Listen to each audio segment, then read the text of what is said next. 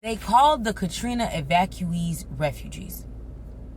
They called them refugees. Like, I just need people to understand how fucked that is, right? Because, like, refugee implies that you are from a different country.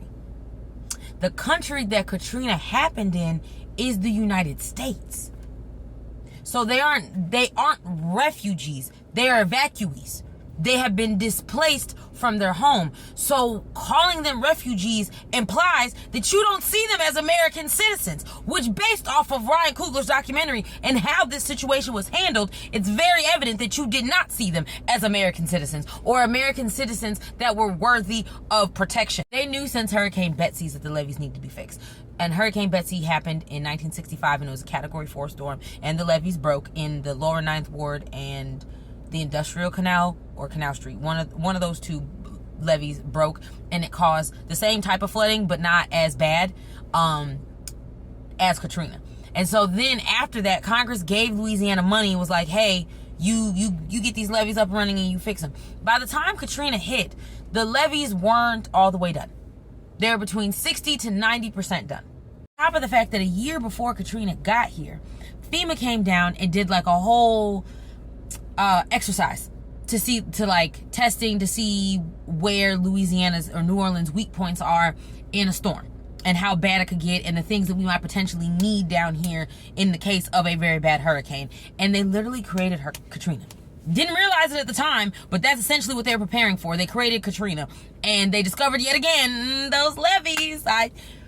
There's something should be done about it. The part that pisses me off the most is the fact that everybody was so quick to believe that black people were genuinely shooting at helicopters and genuinely like shooting at snipers. Like, nobody, like that police officer they had in that goddamn documentary, like he said, oh, people were just telling me stuff and I'm just over-reporting. You are a police officer. And granted, I also understand what Lieutenant Russell was saying too, is that the first responders were also victims. But also, I'm holding that man's feet to the fire. I'm holding his feet to the fire because you are still the police chief. You are still the police commissioner. You are still the person in charge. So you need to be actively verifying shit. But also, it also points to the glaring miscommunication issues, the glaring communication issues that were going on, and like all the things that were like currently failing. So like ultimately, that's why I said that like it's the fact that everyone was so quick to believe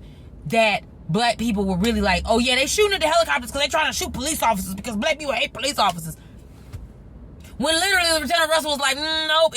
He explained it. He was like, they trying to get your attention. They trying to get you to come and rescue them. And that's another point that like the victims were saying and the evacuees were saying, that like also the helicopters was being selective about who they was picking up. If you look like this, you gotta ride in that helicopter. But if you look like me, 50-50. Because they might circle around a couple of times trying to find some extra white people before they come pick up your black ass. And this is why it will always be fuck George Bush and fuck George Bush Sr. Because you sired that motherfucker. All right? I don't really know what you did during your presidency, but I also feel like you probably did some fuck shit, so that's why I don't like you either. But you're dead and gone. But your son, he's still here, and he can kiss my black ass. Because for you to be the president of the United goddamn States, and your citizens have been displaced, your citizens have died, and you decide, oh, I'm going to fly over. I'm going to look down. Oh, yeah, you're right. That's a lot of water. That's a lot of people who are displaced. All right, head back to D.C. Like, fuck you. Then his main concern is only, I'm going to send the National Guard down there. They really shooting. They're really looting. They weren't even looting. That was the thing. Like, all of these rumors started simply because they had no food. All of these rumors started because there was no food.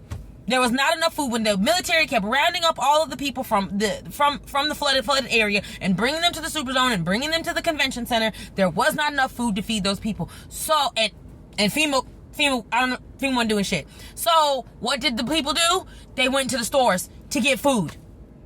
That's what they did. And then you had people like, they're looting, they're stealing, this is not fair. Mind you, they're not getting any food. And at this time, also, it's being reported that the flooding wasn't even that bad, because all of the reporters weren't in the actual area where the flooding was at. They're in the French Quarter, which got got no water at all. Like a little bit, had a little bit of water on there, like a little splash, a little puddle, but nowhere near the devastation that the 9th Ward got, that St. Bernard Parish got, that all of the area got. Like, if y'all look at that map, The way they showed that map of how much water flooded that area, and only like what small little percentage wasn't flooded, it will enrage you. It has enraged me. And then the people that died, they survived the flooding, but then the walk to the Superdome in the water, in the dirty water.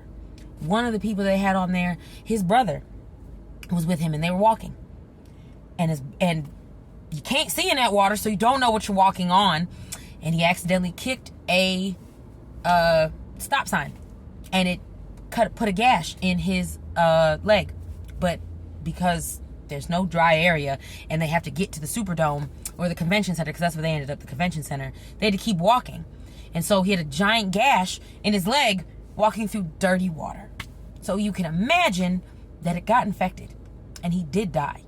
And then his niece, who had lupus, she could not get access to her medication, and she got meningitis, and she I don't know if she died, but she no longer was able to speak. She could just look. And that's just like one story. That's just one story.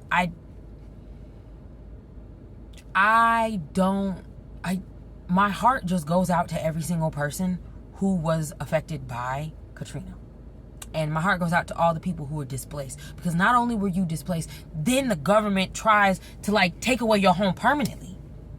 The government says, oh, let's just like build over the whole fucking thing and build like green centers and green areas, as if that's not my property. You're like, oh, we'll just use eminent domain. Like, it's fine. And then the road to home, after Katrina, there was this program called like Road to Home, which was supposed to like help people who had lost their homes during Katrina, like either rebuild. So the options were either to like rebuild, to take a buyout and like move out of the state, or like take a buyout and move someplace else.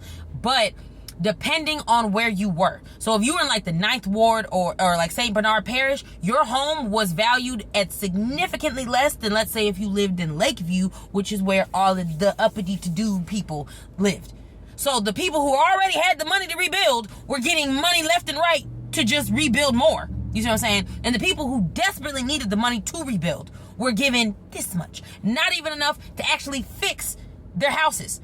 So that's why a lot of them, and at this point, they're all tired. They all got moved around like to Houston, to Illinois, to like all over after this was said and done. And then, you know, finally make it back home, and then to be told that like it's going to cost $300, $200 some odd thousand to fix your home. And then you have your local government playing in your face. It makes sense why a lot of them people were like, you know what? Y'all got it. You can go ahead and take it. And thank you, Ryan Coogler. Thank you for bringing awareness to a situation that, like, even though I was there, I wasn't there, but I was alive when the situation happened. I did not know any of the things that I know now. I had no clue about any of it. But granted, I was only in middle school, but still. Go watch that documentary on Hulu, please, because it's so much.